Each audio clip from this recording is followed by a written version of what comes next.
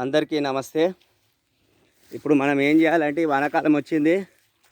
ప్రతి గౌడన్న కూడా 5 చెట్లు ఈత చెట్లు తాటి చెట్లు పెట్టాలి. ఎప్పుడు మనం మంది మీదనే ఆధారపడితే కాదు.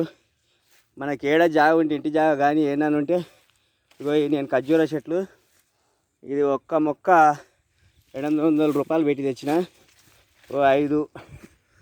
5 కొబ్బరి చెట్లు మళ్ళా 10 ఖర్జూర చెట్లు తెచ్చిన.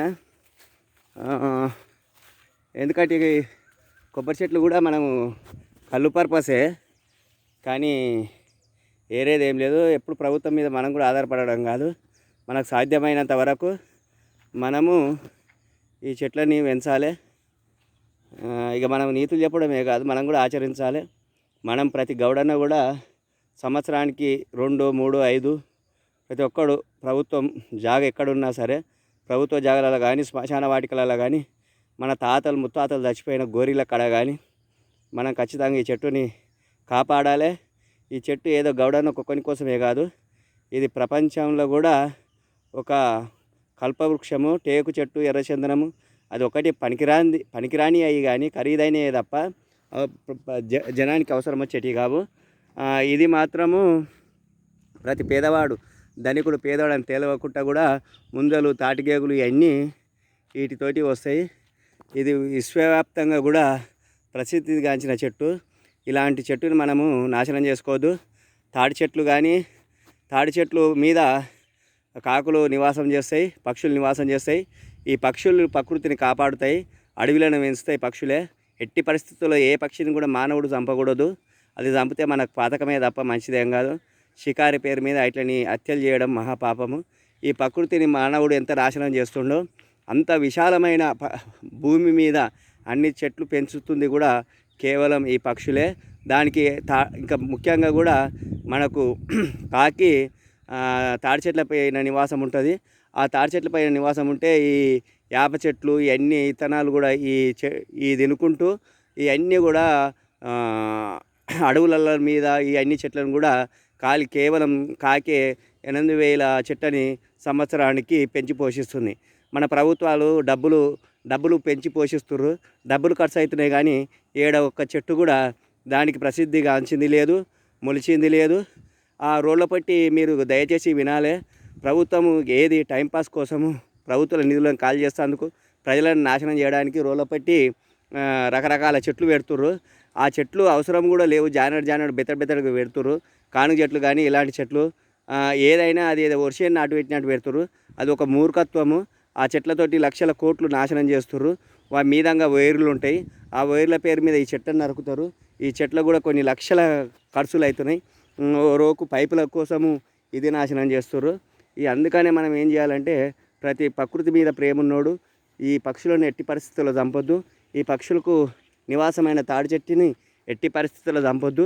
తాటి చెట్టుని మనం కాపాడితే ఈ ప్రకృతిని మనం కాపాడినట్టే. దాని మీద నివాసం ఉన్న చెట్లు ఒక సంవత్సరానికి 8,000 చెట్లని ఈ పక్షి ఇతర ఉత్పత్తి చేసి అడవులను కాపాడుతుంది. మానవుడు 90% ఈ చెట్లను నాశనం చేస్తే కేవలం ఒక మనిషి 90% ప్రకృతిని నాశనం చేస్తున్నాడు.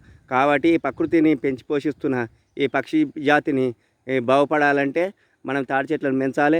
ఈ తాటి చెట్టుని ఎట్టి పరిస్థితుల్లో కొట్టొద్దు. అది ఒక దురదృష్టమైన సంఘటన. అది గమ్లోలకే కాదు, తాటి చెట్టు మీద లక్షల వేల కుటుంబాలు కూడా ఈ ఆధారపడి బతుకుతున్నాయి. రెడ్డీస్ కూడా ఈ ముందర వ్యాపారాలు చేస్తుర్రు, కాళ్ళెక్తుర్రు. ముదిరాజులు, ఎరకలోళ్ళు అంతా దీనబంధువులు. తాడి చెట్టు కల్పవృక్షము. అది తర్వాత తల్లికి పాలు లేకున్నా కూడా నేను 2 పిల్లలకు అమ్మడాలలో కూడా కళ్ళు పోసి బతికించిన రోజులు ఉన్నాయి. కావున దయచేసి ఎట్టి పరిస్థితుల్లో తాటి వృక్షాన్ని కొబ్బరి చెట్టుని ఈత వనాలని సమృద్ధిగా కాపాడుకొని మన ప్రకృతిని కాపాడాలి. ఆ ప్రకృతి బాగుంటేనే మన మానవ జీవితం కూడా బాగుంటుంది. ఈ రియల్ ఎస్టేట్ వ్యాపారుల వల్ల ఈ భూమిని నాశనం చేస్తున్నారు, చెట్ల సంపదను నాశనం చేస్తున్నారు. ఈ కుంటలని కాలువలని అన్ని కబ్జాలకు గురవుతున్నాయి. ఈ అన్నీ ఒక పాలకవర్గ దోపిడీ వల్ల ఈ ప్రకృతి విశ్వనాశనం అవుతుంది. కావున ప్రతి ఒక్కడు పేదవాడైనా సరే ప్రతి మానవ జాతి ఉన్నంత వరకు మనము 4-5 చెట్లని కూడా పెంచాలి. దాంట్లో ప్రధానంగా కూడా తాడి చెట్లు ఎట్టి పరిస్థితుల్లో చంపొద్దు. అది విశ్వ ప్రఖ్యాతి చెందిన కల్పవృక్షము. దాని తోటి బాగుపడలేదు అన్నోడు ఎవడు లేడు, మూర్ఖుడు. అదేదో మందుకళ్ళు గిందుకళ్ళు అంటే అది రెడ్డిస్ మహబూబ్నగర్ డిస్టిక్ ఇట్లా హైదరాబాదులల్లో వాళ్ళు డైజోఫామ్ వేసి కలిపి నాశనం చేస్తుర్రు, ప్రజలని బలహీనులు చేస్తుర్రు, సంసారాలకు కుటుంబాలకు ఆర్థికంగా శారీరక అన్ని ఇబ్బందులు చేస్తుంది వాస్తవం. అది ఖాళీ గమ్లోలే కాదు, గమ్లోల పేర్లు ఉంటాయి. వాళ్ళు వ్యాపారాలంతా అన్ని అగ్రకులాల వాళ్ళు చేస్తురయ్యి. దాన్ని కూడా మేము తీవ్రంగా ఖండిస్తున్నాము. ప్రకృతి నుంచి వచ్చిన కళ్ళు అలా నీళ్ళు కలిపితే ఎట్టి పరిస్థితుల్లో నాశనం కాదు. కళ్ళుల్లో నీళ్ళు కలపవచ్చు, ఎల్లమ్మ గంగమ్మని, దాంట్లో నష్టం ఏం లేదు. కానీ ఎలాంటి మత్తు ద్రవకాలు కూడా వేయవద్దు. ఈ లక్షల సంవత్సరాల నుంచి తాడి చెట్టు ప్రకృతి సిద్ధమైన కళ్ళునే అది ఈరోజు కూడా ప్రసాదిస్తుంది. దానికి ఎలాంటి మందులు లేకున్నా, నీళ్లు లేకున్నా, మేత లేకున్నా ఇవాళ కళ్ళు వేస్తుంది. దాన్ని మనము కాపాడుకున్న బాధ్యత అందరిపై ఉంది. జై జవాన్, జై కిసాన్.